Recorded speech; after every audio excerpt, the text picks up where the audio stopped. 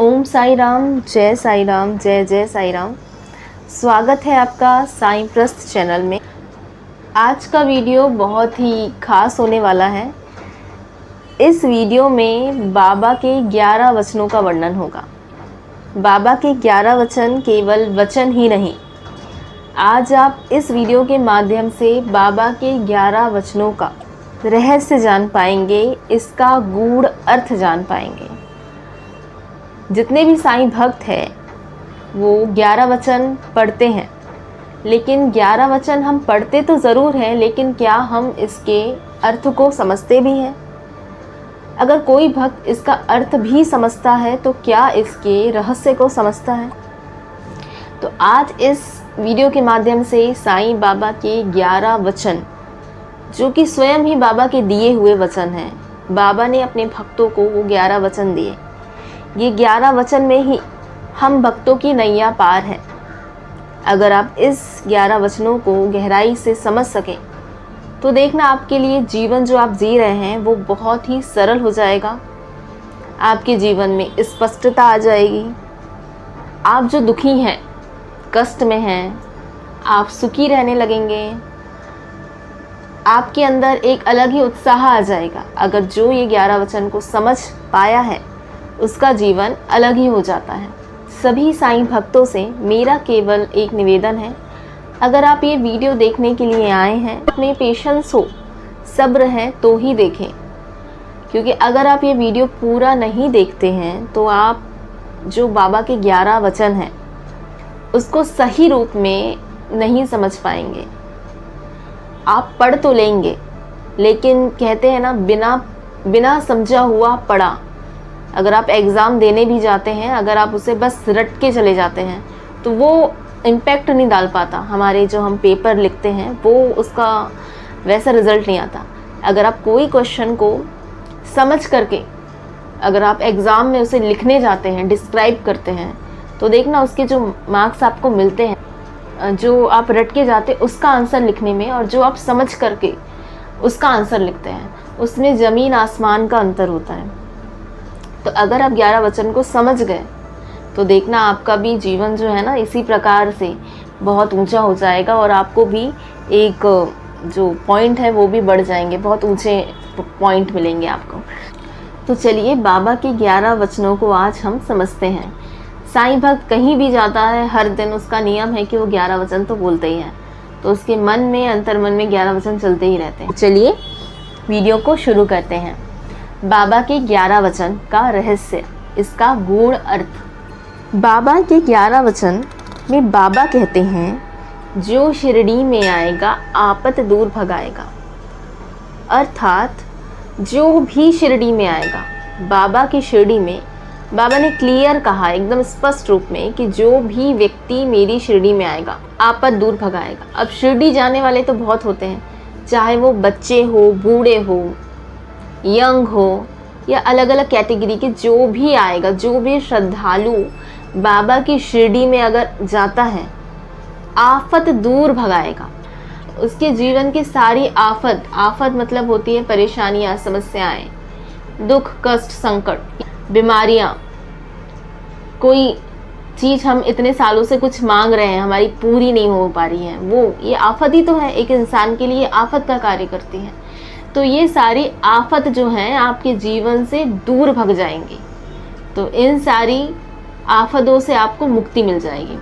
दूसरा वचन है बाबा का, चढ़े समाधि की सीढ़ी पर, पैर तले दुख की पीढ़ी पर। जो भी बाबा की शिरडी में, बाबा की समाधि पर की सीढ़ियों पर चढ़ता है, मतलब जैसे जैसे वो बाबा की समाधि के करीब जाने लगता है, पैर तले दुख की पीढ़ी पर, अर्थात उसके पैरों से उसकी दुख की जितनी भी तकलीफ़ें होती हैं वो दूर होने लगती हैं। जो जो उसकी ज़िंदगी में पीढ़ी दर पीढ़ी दुख, समस्याएं जो चली आ रही हैं, बाबा उस पीड़ा को, उस दर्द को सब दूर करने लगते हैं। अगला है बाबा का वचन, त्याग शरीर चला जाऊंगा, भक्त हेतु दौड़ाऊंगा। बाबा ने इसमें भी स्पष्ट रूप में कहा है, मैं त्याग शरीर चला जाऊंगा लेकिन अपने भक्त के लिए दौड़ाऊंगा। ये जो मेरा शरीर है वो मैं त्याग दूंगा, क्योंकि बाबा ने देह धारण करी थी। तो जब व्यक्ति देह में जन्म लेता है तो उसका त्यागना तो आवश्यक है। तो बाबा ने समाधि ले ली है। तो बाबा ने क्लियर कहा था कि भले ही मैं ये शरीर त्याग दूं, लेकिन अपने ही भक्त के लिए, मेरा जो भक्त है उसके लिए मैं दौड़ा दौड़ा चलाऊंगा। और आप देखना कि अभी भी जो भी भक्त बाबा को सच्चे मन से बुलाते हैं ना, बाबा उनकी पीड़ा को, दुख को हरने के लिए दौड़े चले आते हैं। भले ही वो सीढ़ी से दौड़े चले हमारे पास आ रहे हों, लेकिन वो दौड़े चले आते हैं। वो मीलों का जो सफ़र है वो चुटकियों में दूर करते हैं। बहुत से साईं भक्तों ने ये अनुभव किया होगा कि अगर वो बाबा को बुलाते हैं कि बाबा ये जो संकट विघ्न हमारे पर आया है, आपदा जो आई है, इसको आप दूर कीजिए, तो बाबा सच में ही दौड़े दौड़े चले। अगला है मन में रखना दृढ़ विश्वास, करे समाधि पूरी आस। इसमें ये भी स्पष्ट रूप से कहा है कि मन में रखना दृढ़ विश्वास। जो भक्त भी मेरी शिरडी जो आ रहा है वो मन में दृढ़ विश्वास रख कर के आए। अगर कोई भी भक्त मेरी शिरडी आता है तो वो दृढ़ विश्वास रूपी ही भाव लेकर के आए। करे समाधि पूरी आस। अगर वो विश्वास पूर्वक आएगा तो मेरी जो समाधि है उसकी आस को पूरी करेगी। कि मन में दृढ़ रूपी विश्वास लेकर आना चाहिए। ऐसा नहीं कि बाबा के मंदिर हम जा रहे हैं, बाबा के टेंपल जा रहे हैं, बाबा के दरबार में हम बाबा से मिलने जा रहे हैं, अर्जी लगाने जा रहे हैं, बाबा हमारी अर्जी पूरी कर दो, हमारे दुख संकट को हर दो, तो बाबा पूरी कर देंगे। ऐसा पूरी नहीं होती कि बस बाबा को बोल दिए और हो गई पूरी। बाबा ने इस वचनों में एक शर्त रखी है, एक कंडीशन है बाबा की। अब वो कंडीशन हम नहीं समझ पाते। हम जो साईं भक्त हैं वो कंडीशन नहीं समझ पाते। बस हम बाबा से बिना विश्वास, बिना दृढ़ विश्वास रखे ही बस बाबा से मांगते हैं, और विश्वास ही जब नहीं रहेगा तब उसकी पूर्ति कैसे होगी। मेन है विश्वास। जिस भाव से तुम जा रहे हो, जो कामना लेकर के जा रहे हो, वो उसमें विश्वास होना चाहिए कि ये कार्य जो है बाबा मेरी पूरा करेंगे। अगर मेरी बीमारी जो चल रही है इतने सालों से, तो बाबा इस बीमारी से मुझे छुटकारा दिलाएंगे, या मेरी नौकरी लग जाएगी, या मेरी शादी हो जाएगी, या कोई भी समस्या हो, जो भी पीड़ा हो, मानसिक पीड़ा, वो पीड़ा मिट जाएगी। क्योंकि इस दुनिया में लाखों लोग हैं, लाखों समस्याएं जो हैं लाखों भक्तों को हैं, तो उन सारी समस्याओं को बाबा दूर कर देते हैं। लेकिन बाबा ने एक कंडीशन रखी है कि मन में रखना दृढ़ विश्वास। जो भी भक्त आ रहे, लाखों आओ मेरे पास, लेकिन दृढ़ विश्वास लेकर के आओ। जब तुम दृढ़ विश्वास लेकर के आओगे तभी उस चीज़ को, मेरी जो समाधि है वो तुम्हारी आस को पूरी करेगी। मुझे सदा जीवित ही जानो, अनुभव करो सत्य पहचानो। अगला वचन है बाबा का। बाबा कहते हैं मुझे सदा जीवित ही जानो। मुझे केवल ये मत जानो कि मैं जा रहा हूँ बाबा की समाधि में दर्शन करूँगा, बाबा से मांग लूँगा और आ जाऊँगा, बाबा को धन्यवाद दे के आ जाऊँगा। केवल इतना नहीं मानो, मुझे जीवित जानो। केवल वो मेरी समाधि नहीं है, मैं वहाँ चलता फिरता हर जगह हूँ। अगर आप बाबा की समाधि मंदिर जा रहे हैं और आप केवल ये भाव से जा रहे हैं कि मैं बाबा की समाधि मंदिर दर्शन करने के लिए जा रहा हूँ, तो ये लेकर के मत जाओ। बाबा को जीवित मान करके जाओ। भले ही आप बाबा की समाधि के दर्शन करने जा रहे हैं, बाबा को देखने जा रहे हैं, उनका दीदार करने जा रहे हैं, लेकिन आप ये मान करके जाओ बाबा जीवित हैं। और वैसे भी बाबा ने कहा था कि मैं शिरडी में कण कण में हूँ, तो बाबा शिरडी के कण कण में हैं। फूल पत्ते, वहाँ की माटी, बाबा वहाँ खुशबू बन करके बाबा वहाँ महकते हैं। शिरडी में अगर आप शिरडी चले जाओगे ना तो केवल बाबा को ही पाओगे, क्योंकि शिरडी जो है वो बाबा का, हमारे साईं का घर है। अगर हम जब भी साईं के घर जाते हैं तो हमें साईं के अनुभव ज़रूर मिलते हैं, लेकिन उस भाव रूप से लेकर जाओगे तो आपको अनुभव ज़रूर ही। अगर जो भी मुझे सदा जीवित मानकर ही मेरी समाधि के दर्शन करता है, तो ऐसे भक्त को मैं अनुभव ज़रूर देता हूँ। जो मुझ में, जो मेरी समाधि को दर्शन करता है मुझे जीवित मान करके, उसके मन में ये नहीं है कि बाबा जो है, बाबा ने 100 वर्ष पहले समाधि ले चुके हैं तो बाबा नहीं है, मैं केवल समाधि के दर्शन करने जा रहा हूँ, ऐसा मान करके मत जाओ। मुझे ये मान करके जाओ कि मुझे सदा जीवित ही जानो, मुझे जीवित मान करके मेरी समाधि के दर्शन करो, और फिर तुम्हारे जीवन में अनुभव तुम्हें होने लगेंगे, तुम्हारे जीवन में चमत्कार होने लगेंगे। और जो अनुभव तुम्हें मिलने लगेंगे उसे तुम सत्य पहचानो, क्योंकि वो मेरे दिए हुए अनुभव होंगे और वो सारे अनुभव सत्य होंगे। अगला है बाबा का वचन, मेरी शरणा खाली जाए हो कोई तो मुझे बताए। इसमें बाबा ने कहा है मेरी शरण, अगर कोई आया है सच्चे मन से, दृढ़ विश्वास से, अगर वो खाली गया हो तो मुझे बताओ। इसमें बाबा ने कहा है मेरी शरणा खाली जाए हो कोई तो मुझे बताओ।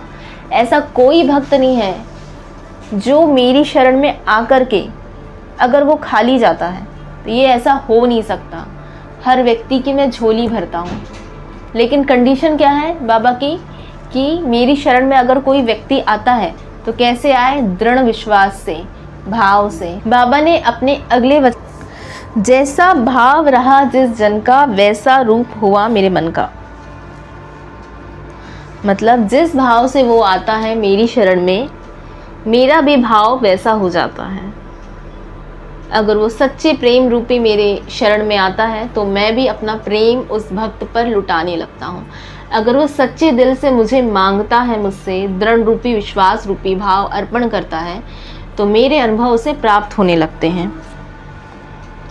वैसा रूप जो है मेरे मन का भी हो जाता है। बाबा का अगला वचन है, आ सहायता लो भरपूर, जो मांगा वह नहीं है दूर। बाबा अपने वचन में कहते हैं, आओ मेरे पास और भरपूर सहायता लेकर के जाओ, फिर देखना जो तुम मांग रहे हो वो तुमसे दूर नहीं है, वो सब तुम्हें मिलेगा जो तुम मुझसे मांग रहे हो। बाबा का अगला वचन है, मुझ में लीन वचन मन काया, उसका ऋण ना कभी चुकाया। अर्थात जो भक्त मुझ में लीन है, वचन से, काया से, मन से, काया मतलब शरीर होता है ना। जो भक्त मुझ में लीन है उसकी काया से, उसके मन से और वचन से, शब्दों से, उसका ऋण ना कभी चुकाया। ऐसे भक्त का मैं ऋण कभी चुका नहीं सकता। भक्त बाबा के दर्शन करने तो जाते हैं लेकिन लीन अवस्था में नहीं जाते हैं, लीन नहीं हो पाते हो बाबा में। तो लीन का अर्थ अगर मैं दूसरे शब्दों में कहूँ तो लीन का अर्थ ये भी होगा एक समर्पण भाव, एक ऐसा भाव कि बाबा अब सब कुछ तुम मेरा संभालो, मन से, वाणी से, वचन से, शरीर से। शरीर अर्थात काया होती है, शरीर से।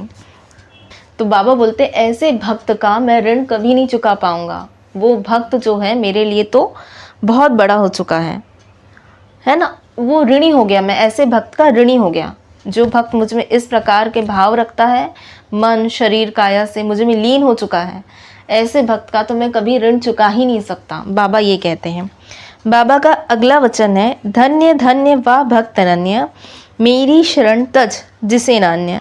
ऐसा भक्त धन्य है क्योंकि ऐसा कोई दूसरा भक्त नहीं हो सकता। अनन्य मतलब अन्य कोई और हो ही नहीं सकता। ऐसा भक्त जो मेरा है, मुझे मानता है, अन्य किसी को नहीं मानता। मेरी शरण तज जिसे नान्य, अर्थात जो केवल मेरी शरण को ही मानता है और किसी दूसरी शरण को नहीं मानता। तो ऐसा भक्त मेरे लिए वाकई में बहुत धन्य है। बाबा इन वचनों के द्वारा अपने भक्तों को, अपने जितने भी भक्त हैं बाबा के, करोड़ों भक्त, उन भक्तों को ये समझाना चाहते हैं कि वह भक्त अनन्य है जो मेरी शरण को ही सबसे पहले मानता है, किसी अन्य शरण को नहीं मानता, वो केवल मेरी शरण को ही मानता है। तो ऐसा भक्त जो है वो मेरे लिए तो धन्य भक्त है। तो बाबा के ये जो 11 वचन है, केवल 11 वचन नहीं है, वो प्रॉमिस, वो वचन है, वो वादा है जो बाबा ने अपने भक्तों से किया। जो भी बाबा के शरणागत हैं, बाबा ने उन भक्तों से किया। बस बाबा की केवल अपने वचनों में बाबा ने एक कंडीशन रखी है, और ये कंडीशन बहुत सरल है। बाबा ने कहा मेरे द्वार आ रहे हो ना, तो क्या आओ, आ रहे हो तो दृढ़ विश्वास से आओ, दृढ़ विश्वास और भाव लेकर के आओ। जब दृढ़ विश्वास और भाव लेकर के आओगे तभी तुम्हारी जो भी समस्याएं हैं उसको मैं पूरा करूँगा। बाबा ने जो ये वादा किया है, बाबा वो वादा निभाएंगे।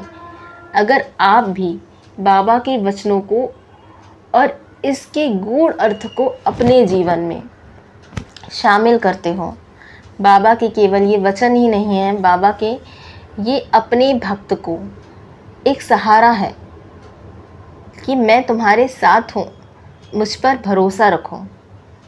भरोसा अर्थात विश्वास, दृढ़ विश्वास। बाबा ने दृढ़ विश्वास को बहुत महत्वपूर्ण माना है। तो बस ये आप बाबा के चरणों में दृढ़ विश्वास रूपी भाव अर्पण कर दो और हर दिन बाबा और देखना आपके जीवन में जो भी प्रॉब्लम है वो सॉल्व होने लगेगी।